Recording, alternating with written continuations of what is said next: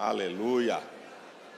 Pastor Cláudio Duarte é um grande amigo, agora também pastor de igreja, né? Tem sido um instrumento nesse país para abençoar milhões de pessoas, famílias, entrando numa seara que não é fácil entrar, que é você agradar pessoas que não tem nada a ver com a nossa fé. Ele tem conseguido entrar em lugares que poucos conseguem entrar. Estende a sua mão em direção ao pastor Cláudio. Senhor, aqui está teu filho que tem sido um instrumento da tua vontade, de bênção para nós e para essa nação. Usa o teu filho, como sempre, dando-lhe graça, poder, unção e revelação, e que o teu nome seja exaltado. Em nome de Jesus. Amém. Amém. Obrigado, pastor. Amém. Graça e paz. Amém, irmãos? Amém. Glória a Deus. Para mim é sempre uma satisfação, um privilégio muito grande poder estar aqui. Foi um evento do ministério do pastor Silas, que foi, na verdade, um divisor de águas no meu ministério, e eu fico muito feliz pela oportunidade que tenho recebido de Deus, pelas conexões que Deus tem me dado. Eu tenho falado muito sobre isso. Eu quero fazer uma reflexão com vocês. Eu confesso que sempre fui bem para cuidar de coisas. Graças a Deus eu nunca tive problema para cuidar de coisas, para gerenciar as minhas coisas, as minhas finanças. Eu sempre fui muito bem sucedido nisso. E de um tempo para cá Deus tem me chamado para cuidar de gente. Eu nunca fui bom nisso. Então eu tenho aprendido a cuidar de gente, certo?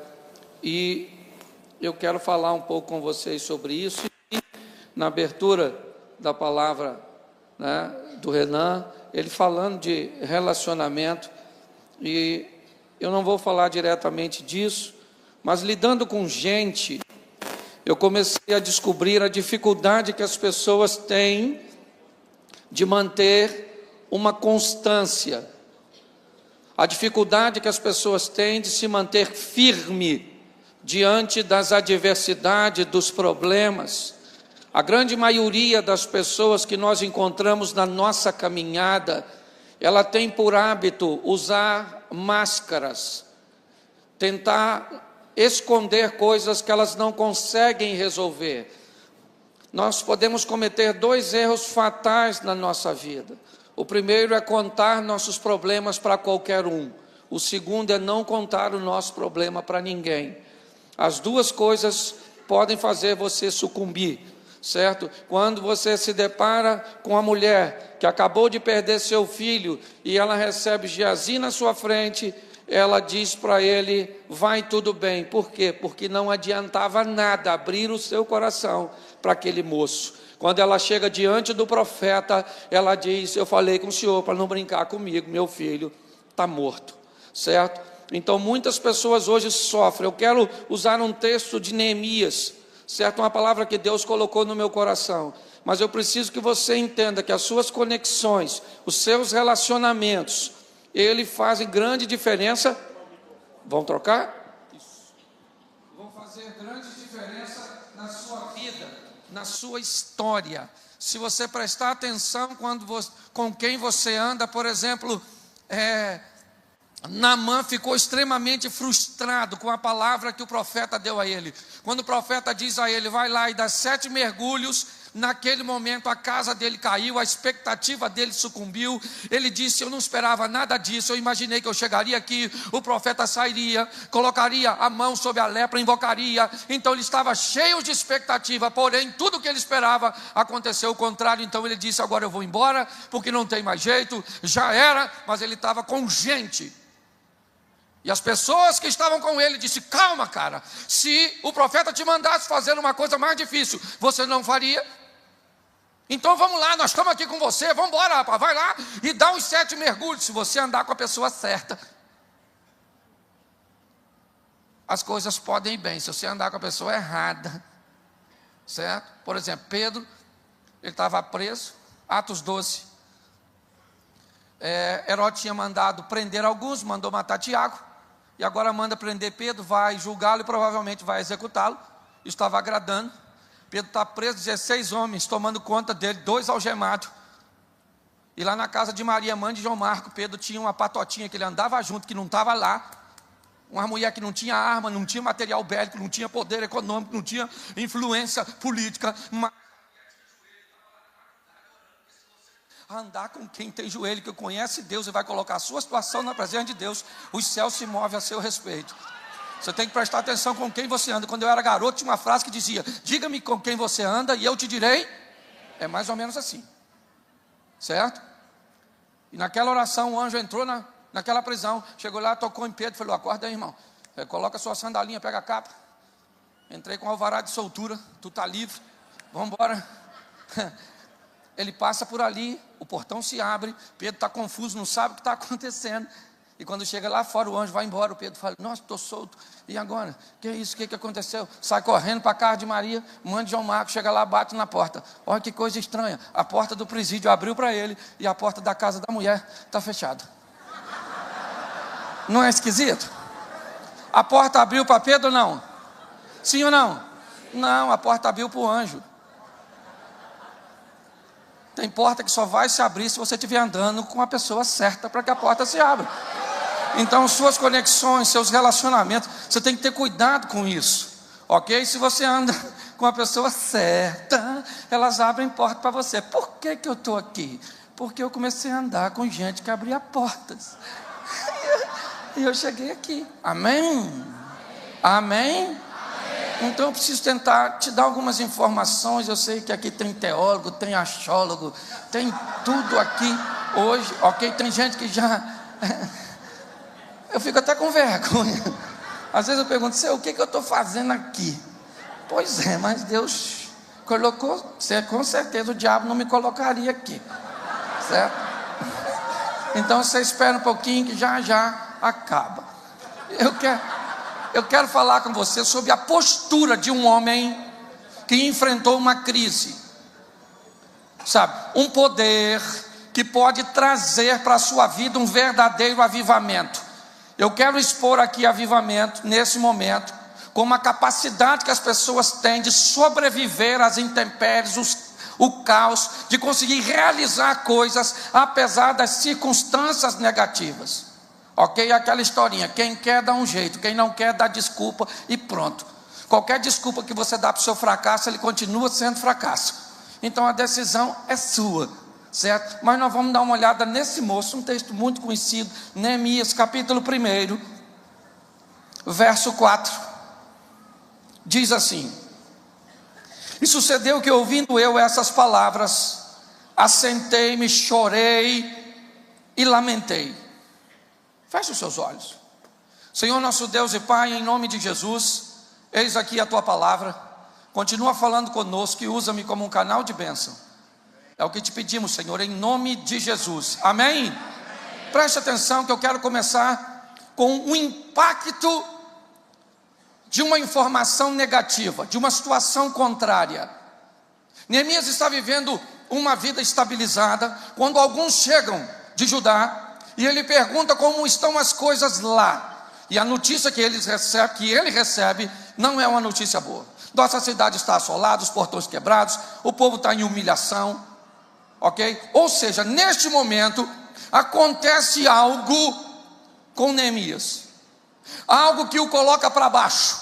Por quê? Porque toda informação negativa traz um impacto negativo. Ele recebe a notícia de que as coisas não estão bem lá, e nesse momento ele se assenta, chora e lamenta. Por quê? Porque apesar de servo de Deus, ele é um ser humano. Notícias ruins, perdas. Você vai fazer um exame e descobriu que tem algo que você não gostaria de ter. Você vai viver uma separação, a perda de um ente querido, a perda de um emprego que você praticamente dedicou a sua vida inteira e agora no final te mandaram embora. A traição, seja o que for. Como nós lidamos com coisas negativas?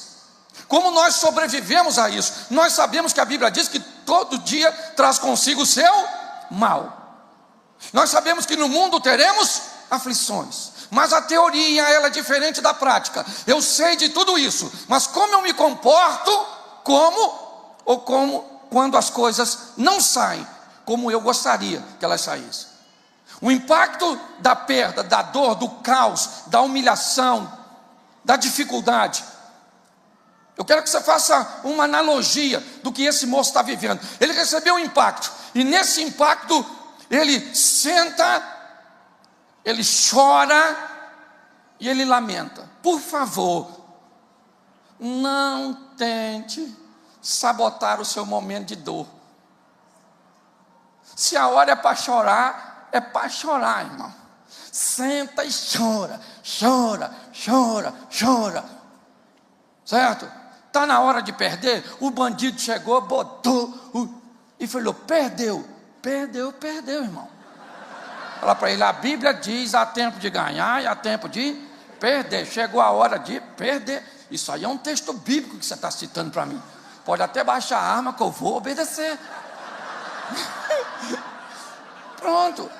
Porque tem gente que parece que não tem habilidade para lidar com os momentos de perda, de dor, de crise. Morreu alguém, não vou chorar, porque está com o Senhor. Está com o Senhor, miserável, mas chora. A Bíblia diz: se você morrer e ninguém chorar, é melhor que você não tivesse nascido, que você fosse um aborto. Ana, tem gente que acha que não pode chorar, que não pode sofrer, que não pode. Não, você pode. É isso que ele faz, ele se senta. Salmo 133 ou 137, às margens, junto dos rios da Babilônia, nós nos assentávamos e chorávamos, lembrando de Sião. A turma está indo para o cativeiro, qual é a hora? Chorar mesmo. Se hoje você está na hora do choro, chora, não engole não. Viva a sua crise, viva a sua dor com dignidade. Mas sabe o que eu gosto desse texto? É que diz assim: e ele sentou, chorou e lamentou por alguns. Pois é, você pode sentar, chorar, lamentar, espernear, isso, mas tem que ter tempo para esse troço acabar. Entendeu? Meu marido morreu, oh meu Deus, nunca mais, acabou minha vida. Não, filho, acabou a dele que morreu.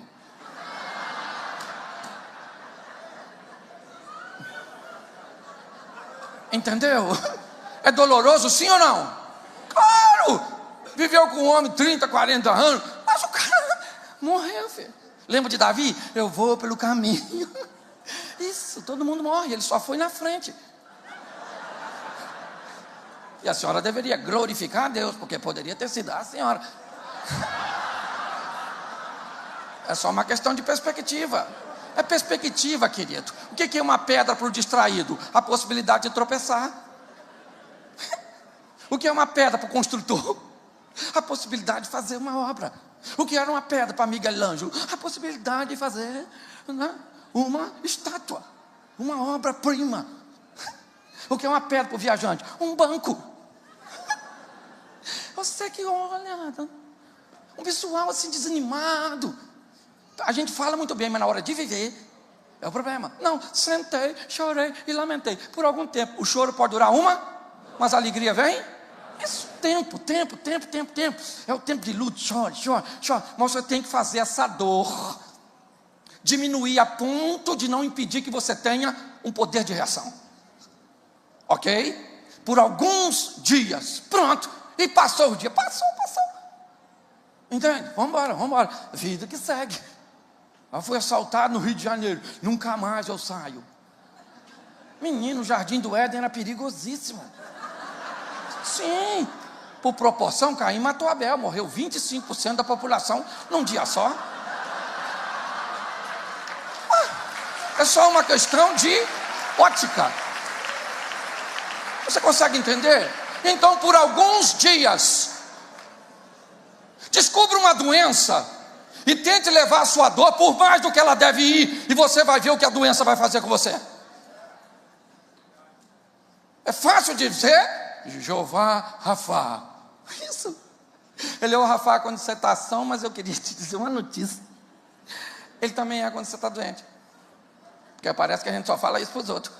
Quando chega na nossa vez, É ou não é? O Neemias, ele sentou, chorou, lamentou por alguns dias. Depois ele entrou em modo de recuperação. Jejuei, orei e fui para a presença do... Isso aí. É para lá que ele vai. Por alguns dias ele sentou, chorou, recebeu um impacto, a dor era aguda, era difícil, era algo com seus questionamentos. Por quê? Tá bom, passou, agora eu entro em modo de recuperação. Minha vida não pode terminar assim. Ele vai jejuar, ele vai orar, ele vai se aproximar de... Ainda está doendo, sim ou não? Sim ou não? Claro que está, mas a dor não é mais capaz de anular seu poder de reação. É isso. Onde está a nossa força? Na presença do Senhor. É nele que nós vamos ter condições de prosseguir. Ele está triste, sim, mas a tristeza logo diminuiu. E ele então foi para lá, jejuou, orou, falou com Deus: Senhor, eu estou aqui. Começou a conversar consigo mesmo. O Senhor guarda o seu conserto, a sua aliança. O Senhor é fera, o Senhor é Deus, o Senhor é demais da conta. Eu estou contigo no aro. E isso foi potencializando sua recuperar. Isso. Eu gosto disso. Ele começa a criar nele um poder de recuperação, capaz de dar a ele o quê? Condições de não sucumbir mediante as dificuldades. Ele começa a planejar. Eu gosto desse cara porque ele começa a planejar algumas coisas. O texto eu não sou obrigado a ler tudo, depois você lê, está tudo ali, não é mesmo? Tá? Porque vou cumprir o tempo aqui. Escute só como é que é a maneira. Ele, certo? Está conversando com ele mesmo, ele fala assim: Senhor, eu sou teu servo.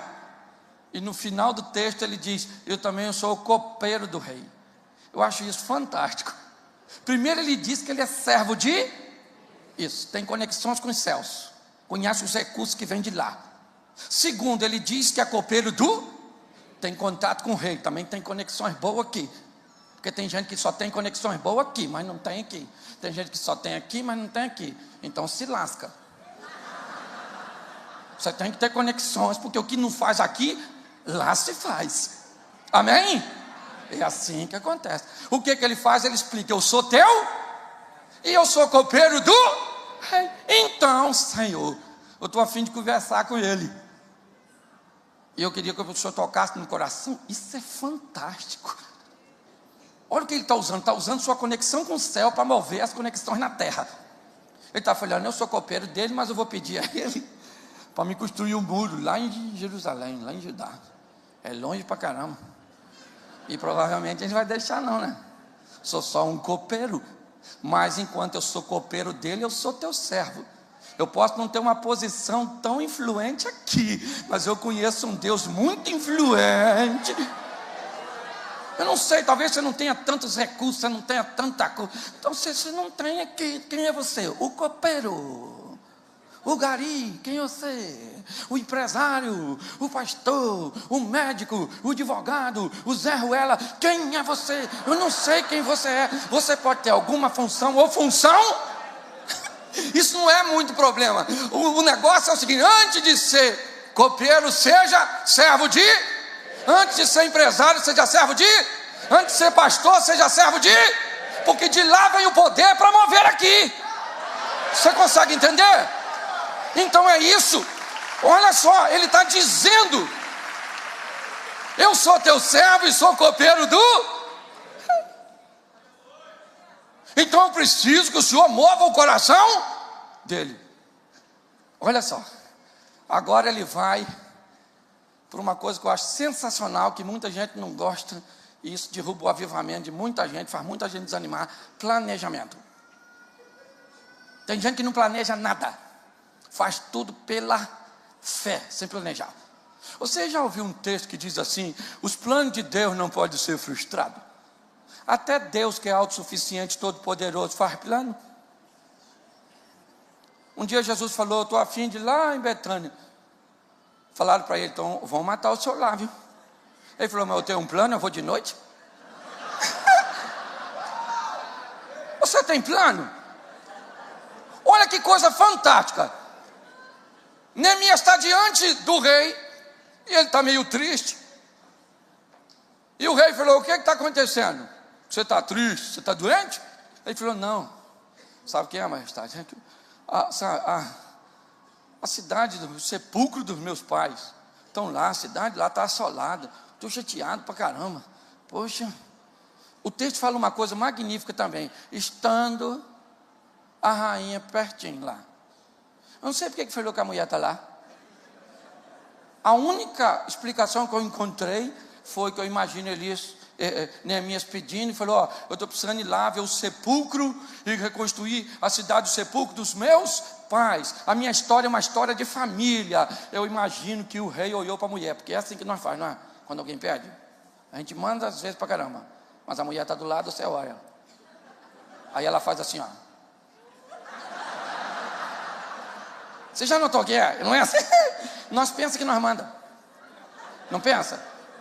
Mas a gente pode ser quem for. A mulher está do lado, pediu.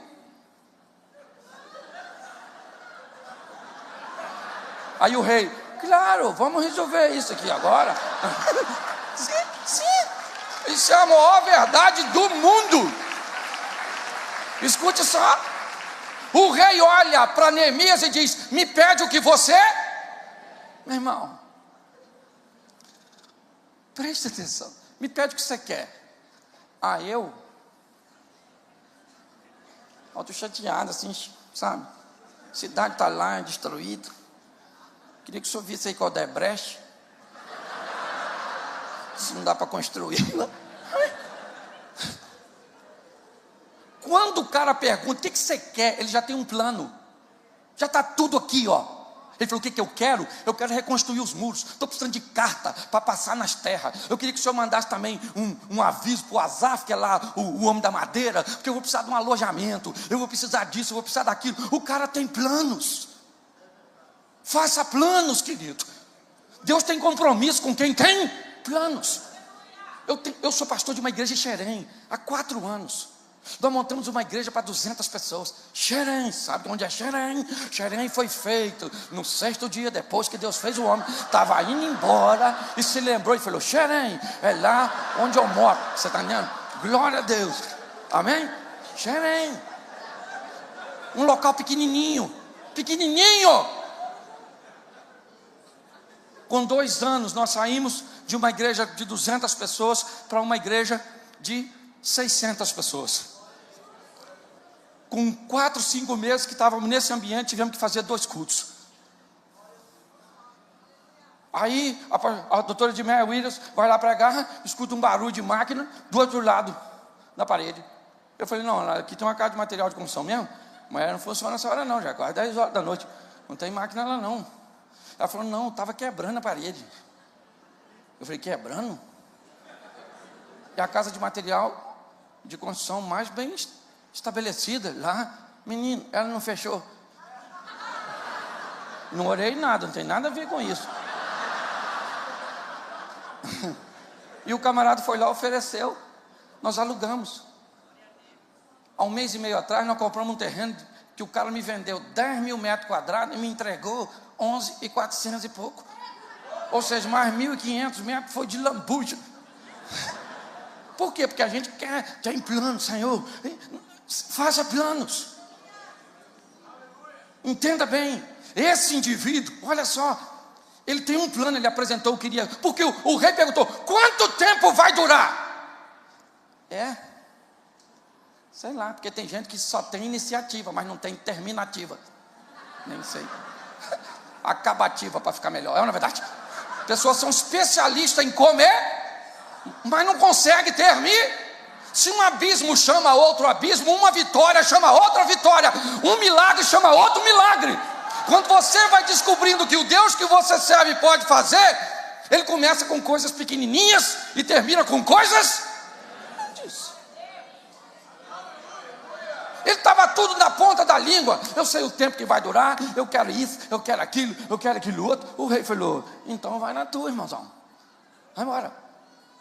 Ele chega em Jerusalém, 3 dias ele não fala nada. fica quietinho e vai fazer uma vistoria. Também gosto disso. Foi fazer uma leitura do que está acontecendo. Lembra do Ezequiel? Nossos pais caíram à espada, nossos filhos e filhas foram em cativeiro, por causa disso nós estamos vivendo isso. O cara fez uma leitura antes de tomar uma iniciativa. Descubra o que está acontecendo. Faça uma vistoria no teu casamento para saber quem é ruim, se é você ou se é seu marido, ou se é os dois. Porque o diabo não é, que ele está preso. Entendeu? Sim, faça uma vistoria. O que é que está causando problema na sua vida? É isso. Depois você está lá 3 dias, ele não faz nada, ele vai dar um rolezinho, ele olha, todo dia, ele não falou com ninguém. Sabe o que eu acho mais interessante? É que ele não fala com ninguém, e o tal do Sambalate, do Tubi, já sabia. Ele não falou com ninguém. Não é? Mas os caras já sabiam. Me parece que essa turma exercia um cargo, me parece político, certo? Em Samaria, Sambalate, e provavelmente como a chegada de Neemias ali foi por uma autorização do rei, tinha algum envolvimento disso, talvez a informação tinha vazado. Mas isso aí é outra história.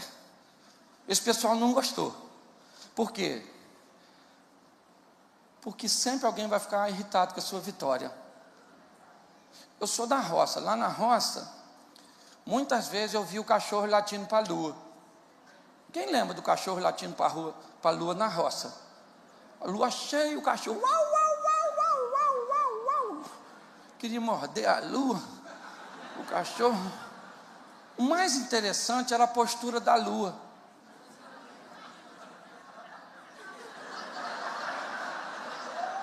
Pois é, querido, deixa os cachorros latir, você veio para brilhar. Deixa latir, vão latir, que fique latindo. A lua nunca deu confiança para o cachorro. Será que você vai estar a fim de dar? Dana-se. O pessoal não gostou do que Deus estava fazendo. E o Neemias chamou a turma e falou: aí, rapaziada, deixa eu falar com você o que está acontecendo. Ele cria uma motivação no povo. Por quê? Porque o rei só mandou os recursos, os materiais, mas não mandou mão de obra. Então Neemias chega lá e falou: aí, rapaziada, chega aí que eu vou falar para vocês. Sabe, eu sou copeiro, sou mesmo copeiro, mas eu sou servo de Deus. Fui falar com o rei, aconteceu assim, assim, ele me deu as cartinhas. Olha aqui para ele, tudinho, isso, então nós vamos construir. Ele cria uma motivação. Hoje o maior desafio da liderança é conseguir motivar o povo. Porque o povo sai às vezes do culto motivado, mas essa superficialidade faz com que a motivação vá embora na mesma velocidade que chegou. Você prega para o cara assim: você vai vencer, você vai vencer, você vai vencer. Aí o cara fala assim: eu vou vencer, eu vou vencer. Isso, o pessoal falou lá, pô, um montão de pregação que eu vou vencer. Isso, o pastor Chico falou que eu vou vencer, eu vou vencer, eu vou vencer. Isso. Aí acabou o culto. Aí você vai para casa no seu carro: eu vou vencer, gente. Eu vou vencer. Falou que eu vou vencer, eu vou vencer, eu vou vencer mesmo, eu ia vencer mais lá no culto do que agora. Diminui um pouquinho, mas eu ainda vou vencer. Isso. Aí você dorme, amanhã cedo você acorda, você fala assim: eu vou vencer, gente, eu preciso vencer, gente. Eu não posso perder, eu preciso vencer. Nossa, eu vou vencer sim, eu vou vencer. Eu vou vencer. No final desse dia você está assim: eu vou vencer? A frase continua a mesma, só muda a pontuação. O grande desafio é motivar a turma. Por isso que o povo tem que estar na igreja direto. Porque acabou a motivação, você vem de novo. Vamos embora, eu ia vencer ontem, mas já cheguei aqui perdendo. Vamos embora, miserável, você vem de novo. E é assim que as coisas funcionam. É ou não é? O cara, ele tem um propósito, ele tem uma finalidade. Não é um Sambalato, não é um Tubi. Não, essa turma não vai desanimar o cara. Ele foi lá, explicou o que Deus estava fazendo na vida dele, disse o que o povo era capaz de fazer e colocou o povo para trabalhar. Isso. Colocou o povo para trabalhar. E o pessoal falou: esse murinho vai cair, não sei o quê. E eles estão trabalhando. Ele é esperto, botou os caras para trabalhar na frente da casa deles. Porque os caras estão trabalhando para proteger sua própria casa, sua própria família. Mas a oposição, ela é terrível. E se tem uma coisa que é legal, é a oposição. Porque normalmente ela nos empodera. Não é? Quem sabe lidar com oposição. Por exemplo, quer ver? Assim, às vezes, a senhora descobre que lá na empresa onde seu marido trabalha, a senhora apareceu lá e tem um mulherão. O que a senhora pensa? Vou melhorar a minha carcaça, porque a concorrência cria uma demanda para a senhora melhorar. A senhora descobre que o processo de falência... Você ri, mas é verdade, não estou mentindo, é o meu jeito de pregar. É ou não é? Sim, nada melhor do que um Isso, uma oposição às vezes. O tal do sambalate do Tubi agora eles ficaram irritados. Agora eles querem briga, juntaram lá para... O Neminha também, fazendo obrinha. Chamaram ele falou, vai dar para eu ir aí não, falou? Se eu for aí a obra, eu tenho prazo para entregar, está entendendo? A determinação desse camarada para mim é algo fantástico. Por quê? Porque ele sabe onde quer chegar. E para chegar lá, ele precisa aprender a vencer esses obstáculos. Primeiro, vencendo o quê? O desânimo, o impacto daquilo que é ruim. Segundo, estabelecendo o tempo, que aquilo vai durar, que o choro, que a dor, que aquilo que poderia neutralizá-lo, pode até neutralizá-lo, mas apenas por um período. Já já ele vai estar de pé. Onde? Na presença de Deus, de onde virá as suas forças, através do jejum, da oração, da proximidade. Depois ele tem uma conversa com ele mesmo, convencendo a si mesmo, porque tem gente que é bom demais para convencer os outros, mas não exerce influência nenhuma sobre si. O cara é bom para dizer para os outros serem fiéis, mas ele não é. O cara é bom para vir com o discurso para tratar a mulher dele bem, mas a dele mesmo trata mal. Tenha tempo para o seu filho, mas o cara não tem tempo para o filho dele. Oferte, mas o miserável não oferta. Ele é bom para convencer os outros, mas tem dificuldade para convencer a si mesmo. Depois de tudo o que ele faz, apresenta seu planejamento. Está aqui, ó, é isso, é nesse tempo, é dessa maneira, é isso que eu preciso. Quando chega, faz o quê? Uma vistoria, uma varredura, uma observação. Nem sempre o que vai te levar para o fundo está na sua vista.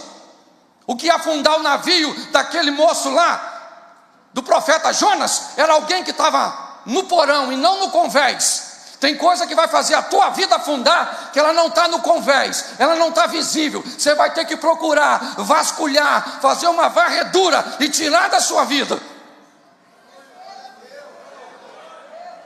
Por isso vivemos com pessoas, muitas vezes inconstantes. Até na própria igreja, você chega lá, o cara está lá esse mês ele está lá, por quê? Porque o cara está avivado, fala língua estranha. O cara, mês que vem, cadê o cara? Estou querendo desviar. Meu filho, mas você estava tão bem. Pois é, mas não estou mais. O inimigo está furioso, mas sempre teve, nunca vi ele calmo. Não é de hoje que esse miserável está furioso, não é verdade? Então essas pessoas ficam vivendo esse ciclo. Eu não tive referencial. Eu sou o primeiro pastor na minha família. Eu não tive ninguém para aprender. Eu vim de um ministério que não nos impulsionava a aprender, a crescer, a conhecer, a ver o que está acontecendo lá fora. Eu não vi nada disso. Eu não tive referencial de pai. Meu pai se casou, teve 8 relacionamentos. Minhas referências foram a palavra de Deus e as conexões, as pessoas que Deus me deu possibilidade de me aproximar. Eu vi pastor Silas falando de Subirá. Quarta-feira ele está pregando lá na igreja. Pensa aquele cara que você senta e bebe de balde. Você não fala. Quando ele te pergunta alguma coisa, você faz É para não interromper o raciocínio, não é verdade? Tem gente que você é melhor ser mudo, que você parece uma topeira. Bispo JB fala umas coisas comigo que eu só vou entender 15 dias depois. Eu estou lá em casa e falei, caraca.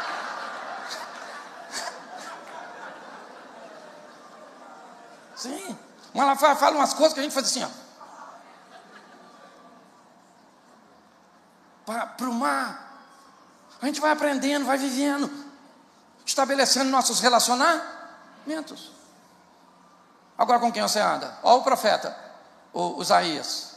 Eu sou um homem de lábios impuros, porque habito no meio de um povo de puros lábios. O Isaías. O Isaías falou, me lasquei porque juntei com quem estava lascado.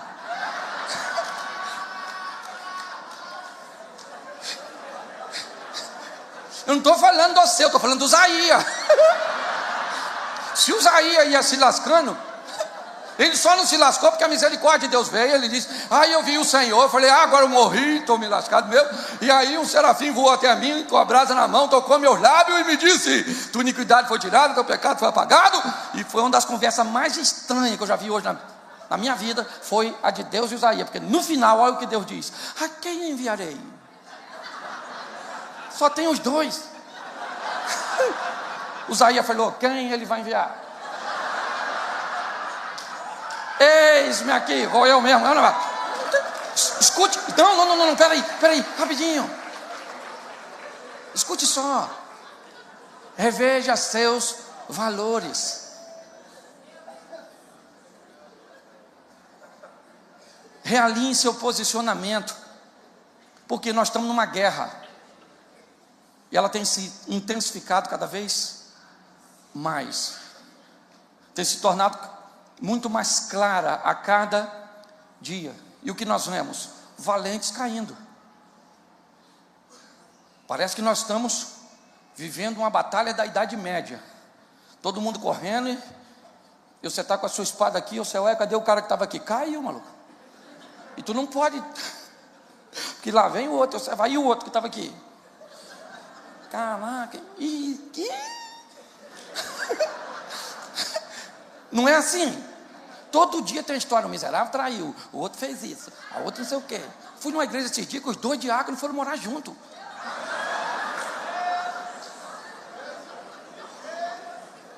Eu falei, sangue do... Eu falei, gente, Jesus voltou e eu fiquei, não é possível.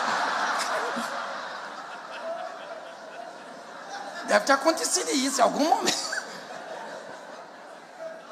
Então nós estamos cada dia mais encontrando oposições mais fortes. Esses dias, lá onde eu pastorei, nós colocamos um outdoor e damos título ao ano. O ano do crescimento, o ano, e eu acho bonito. Um dia, estava chegando um amigo, e eu todo orgulhoso, falei para ele, aquele outdoor lá é o outdoor da igreja. O ano. Aí ele falou assim, nossa, vocês são cabecinha ruim, hein? Eu falei, como cabecinha ruim, rapaz? Eu botei lá um ano todo aí para o pessoal orar e... Ele falou, pois é, vocês estão pensando no ano, o PT está pensando em 20. Os caras já estão planejando para frente aí, para como vai arrebentar vocês, vai lascar. E o cara nem crente era.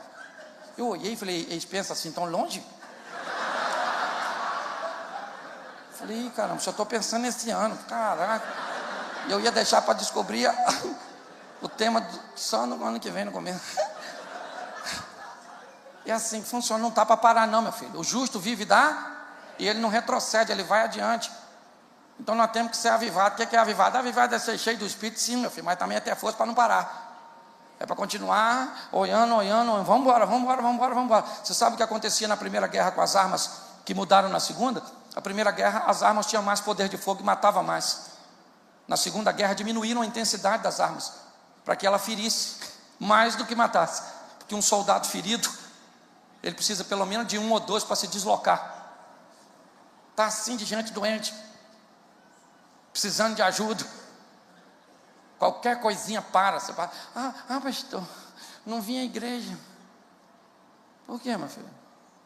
Não vim porque eu não estava afim e ninguém foi me visitar.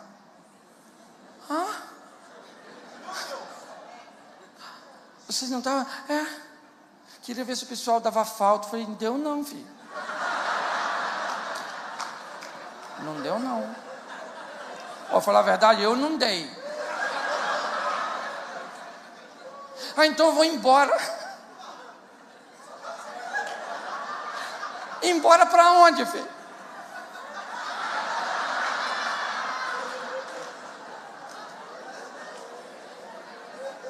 Sabe o que é mais legal? Você pode estar rindo de você. Isso aqui é mais divertido. E vai dar quase 10 horas da noite. Escute aqui. Aprenda uma coisa. A vida é difícil para todo mundo. Em alguns momentos da sua vida você vai enfrentar crises seríssimas. E aprenda uma coisa para você lidar com gente. Quando alguém te fizer alguma coisa, te falar alguma coisa, não escute apenas o que ela está te falando ou o que ela está fazendo. Escute o que ela está sentindo. Porque às vezes ela só está se tornando má daquele jeito, nociva e tóxica daquele jeito, porque está infectada por um problema emocional, ou muitas vezes por um problema físico, que não tem coragem de compartilhar com ninguém. Ele não era assim, mudou o comportamento, ficou evasivo, agressivo, malicioso, isso, e negativista. Querido, não escute só. Eu falo isso para quem é casado. Não escute o que a pessoa fala. Tenta sentir, né, o que ela está sentindo ao te falar. Se você tiver habilidade, e eu fecho aqui para você entender. Há um tempo atrás eu estava lá no sítio recebendo um casal de pastores que tinham vindo dos Estados Unidos. E aí então saí com eles queriam resolver algumas coisas. Minha esposa ficou. E eu estou chegando com eles no sítio, com meus convidados. Minha mulher vem saindo com o carro dela na rua, dentro do sítio, aquele poeira subindo. Falei, gente, a mulher está meio doida ali vindo. E ela veio, passou por mim com uma bala. E eu parei o carro, falei, gente, o que aconteceu? Ela freou lá, a poeira subiu. Ela voltou de ré, abriu o vídeo, falou assim, vou ali fora resolver umas coisas. Eu falei nada, fechei o vídeo, falei para o casal que estava assim, aconteceu alguma coisa na minha ausência. Eu vou deixar vocês aqui, vocês almoçam, que eu vou lá ver o que aconteceu. Deixei e fui para casa. Cheguei em casa, ela nervosa, andando para um lado e para o outro. E eu falei, Senhor, me dá sabedoria.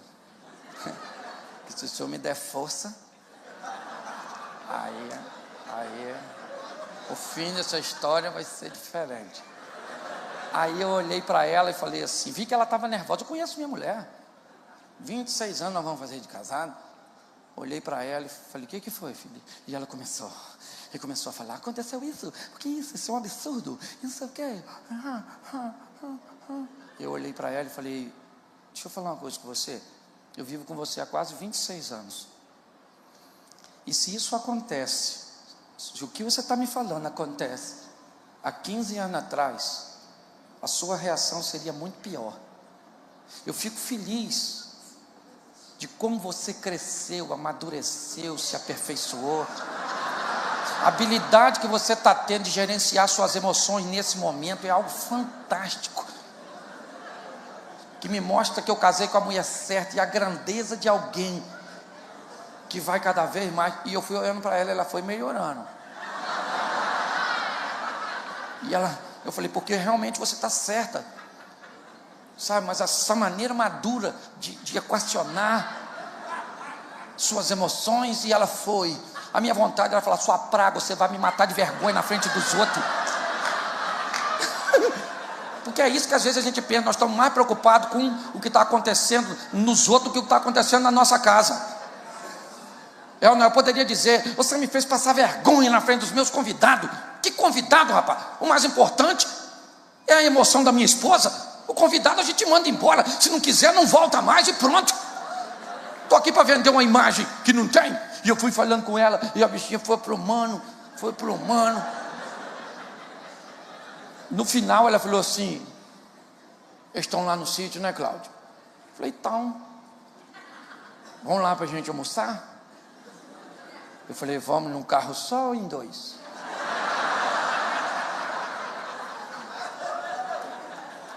É assim. Se você aprender, dificuldade vem para todo. Quem aqui é casado? Levanta a mão. Pois é, você sabe o que eu estou falando. É desafiador ou não é? Mas é possível. Mas tem que ter avivamento. Isso. Sim. O grande problema às vezes, gente, é que nós estamos atualmente muito centrados em nós mesmos. Eu brinco com uma historinha e agora eu termino aqui mesmo. Eu já falei isso 2 vezes. Ah, vem aqui falar. Vem aqui falar. Eu brinco com isso, que eu estou pregando tanto que esse dia eu cheguei em casa, olhei para minha mulher e falei: abra sua Bíblia em Mateus capítulo 5. Ela falou: Cláudio, você está em casa. Eu falei: então vamos só cantar um hino para acabar o culto. Mas escute aqui. O meu propósito com essa mensagem é criar em você um poder de reação. Amém? Amém. Vai doer, vai, mas tem prazo para cá. E quando a dor acabar, você vai para os pés e faça seus planos. Faça uma leitura real do que está acontecendo.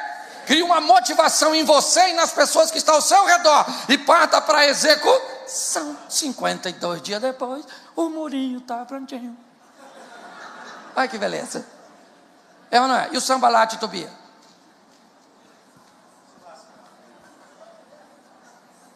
Acabou, pronto. Então você tem que aprender. Mas se você fizer isso que eu vou falar, ó, suponhamos que o seu marido falasse assim para a senhora: amor, eu queria ter um encontro amoroso com você amanhã, às 8 da noite. Vou chegar mais cedo, você dá um Rivotril para as crianças, toma um banho de vencedora, bota uma roupinha de combate. Eu vou chegar, nós vamos assistir um filmezinho no Netflix, vamos comer uma saladinha e depois vamos ter uma noite nossa aí, só nossa, certo? E a sua mulher fala: isso aí, tô dentro. Joia, animada. Ela preparou tudo e 8 horas da noite, conforme você disse que chegaria, você não chegou. E ela ligou para você, seu telefone chamou, ninguém entendeu. Aí quando passou das 9 horas, aquele traje para te receber já virou uma fantasia na cabeça dela, certo? E você não chega, ela liga agora para você e seu telefone agora, ele não chama mais, ele está na caixa postal. Ok, 10 horas da noite. E ela está lá. O diabo nem vai lá, que se ele for, ele não entra na senhora, é a senhora que entra nele, olha a verdade. É uma possessão invertida. Escute aqui. Quando dá 11 horas da noite, o marido aparece. A senhora já está para morrer. A senhora está assim, ó. Quando ele chega, a senhora diz assim: está escrito palhaça aqui? Eu estou te esperando desde as 8. Agora, se você quiser comer, coma essa comida fria, seu miserável. Nunca mais eu passo por essa humilhação. Ela está certa ou errada? Certa ou errada? É errada. Ela está certa de sentir, está errada de falar. Se ela fosse uma mulher avivada, com o poder de Deus, do verdadeiro avivamento, é o que ela faria quando ele está chegando. Ah, Senhor, Senhor, o Senhor sabe o que eu sinto nesse momento.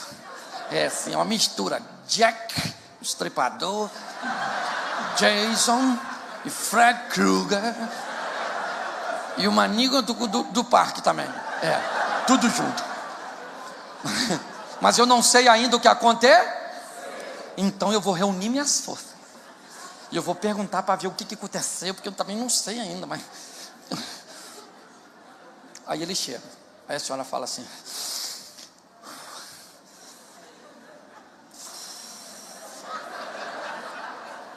Senhor, o que aconteceu? Você falou 8 da noite. É 11. E ele diz assim: ô querida, peguei o ônibus às 18h30. 20 minutos depois, 3 meliantes anunciaram um assalto. Roubaram meu celular. Ela. Por isso que ele não entendeu.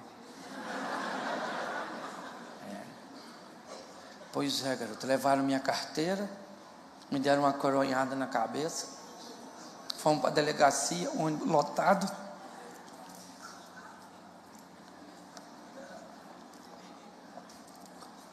Na minha vez de fazer ocorrência, o policial achou que eu fazia parte da quadrilha. Quase que eu fui preso.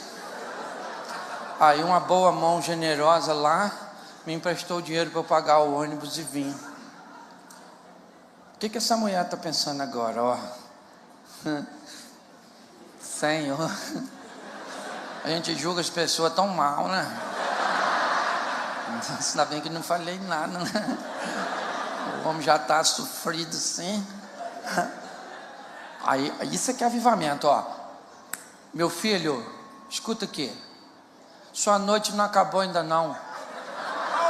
Eu vou esquentar a comida e eu sou mais bandida que aqueles bandidos tudo junto. Você está entendendo?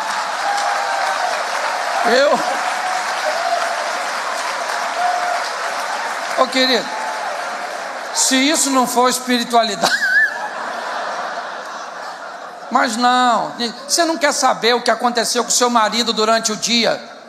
Você não quer saber, você chegou em casa, a casa não está do jeito que você queria que ela tivesse. Pois é. Você não quer saber por que não está, por que a comida não está pronta, por que as crianças não estão arrumadas, por que não aconteceu isso, não aconteceu aquilo. Não. Crises pequenas são potencializadas, sabe?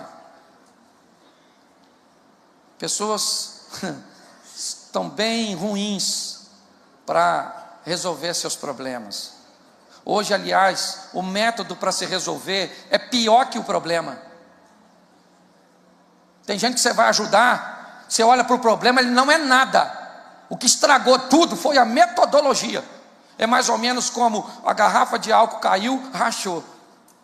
A senhora foi, para o álcool não desperdiçar, a senhora pega o álcool e coloca na garrafa de Coca-Cola e guarda no cantinho. Boa intenção, sim ou não? Claro, evitar o desper. A Coca-Cola está lá no cantinho, a garrafinha está lá. O tempo passa, uma semana depois, vou usar um exemplo aqui. Seu marido lá, fumando, na sala, o cigarro cai no sofá, pega fogo. O que o marido olha? Uma garrafa de água.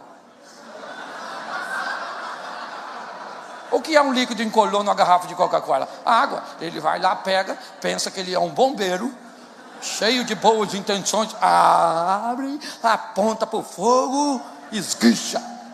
Quando ele esguicha, explodiu aquele fogaréu. O homem está confuso, chamuscado, achando que ficou rico por descobrir a combustão da água. Não é verdade? O cara está nesse momento que ele está queimado, confuso. Quem é que chega? A mulher. Olha aquela cena. Seu burro! Isso era? Ele diz: quem foi a jumenta? Os dois tinham boas intenções, sim ou não? O resultado foi bom ou não? Pois é. O que vale não é a intenção. Aprenda a lidar com seus problemas e divirta-se. Você veio nesse mundo para ser feliz.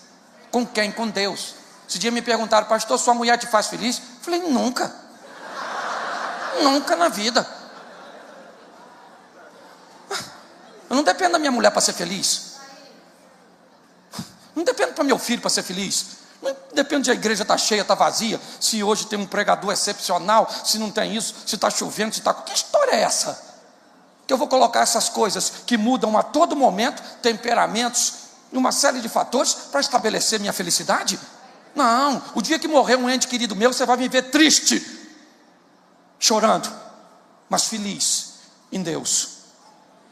Certo? Então divirta-se, rapaz. Um avivamento de Deus para quê? Dana-se, dana-se, dana-se, dane-se. Dana-se. Vambora. Ih, morreu, vamos chorar. E agora enterrar. E agora? Vambora. Eu, minha mulher de paixão, se morrer, eu enterro. Vou falar lá nos sepultamentos, falar que está aqui a mulher mais amada até ontem, quando morreu. Porque hoje eu não amo mais, porque a minha religião não permite amar defunto. Que vida que segue. Fala para quem está do seu lado: eu sou feliz. E não depende de você. Isso. Você pode ficar de pé? Estou em cima da hora. Fecha seus olhos. Pode fechar que ninguém vai pegar nada seu. Eu sou carioca, mas sou convertido. Mas aqui também o negócio está ruim. Feche seus olhos. Curioso. Senhor, muito obrigado, mas muito obrigado mesmo. Pela oportunidade de estar num ambiente tão agradável, eu tenho certeza que eu não deveria estar em nenhum outro lugar que não fosse aqui nessa noite. Muito obrigado, ó Deus. Que não sejamos apenas ouvintes, mas praticantes da Tua palavra. Que venhamos entender, ó Deus, que as lutas, as dificuldades, as fraquezas, elas fazem parte da nossa humanidade. Mas em nome de Jesus, ela tem tempo.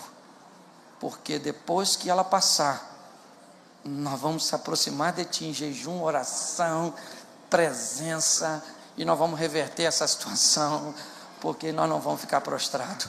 Muito obrigado, ó Deus, continua conosco, em o nome de Jesus. Você pode dizer amém? Amém. Que Deus abençoe, muito obrigado, amigo.